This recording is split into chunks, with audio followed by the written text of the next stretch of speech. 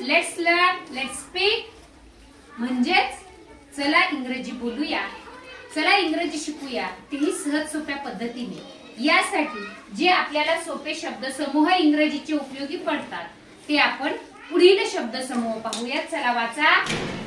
Join your hands म्हणजे काय? हात जोडा, हात जोडा। डोंट पुश म्हणजे ढकलू नका। नेक्स्ट, आपण वर्गामध्ये सतत म्हणतो बघा, डोंट वेस्ट माय टाइम, माझा वेळ घालू नको, किंवा डोंट वेस्ट टाइम, वेळ घालू नका, विनाकारण वेळ घालू नका असं आपण म्हणायचं असतं, तेव्हा आपण काय म्हणतो? Don't waste time. Next, laugh loudly म्हणजे काय बरं? काय? मोठ्याने हसा। त्यानंतर वाचा। म्हणजे काय?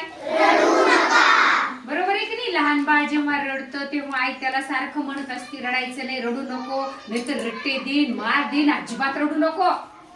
म्हणजे काय? Don't cry. त्यानंतर असं कधी म्हणतो बरं आपण प्लीज हेल्प मी म्हणजे काय? आपल्याला जेव्हा मदत पाहिजे, आपण जेव्हा एखाद्या वेळेस आपल्याला काही अडचणीत आपण सापडलेलो असू तेव्हा आपल्याला काय हवी असते? मदत हवी असते। आणि म्हणून त्यावेळेस आपण या शब्दसमूहाचा वापर करणार आहोत, प्लीज हेल्प मी। रस्ता ओलांडताना एखाद्याचा पेन संपलाय, आपल्याला पेन हवा आहे, give me pen please, please help me, please can you help me, तुम्हाला मदत करू शकशील का?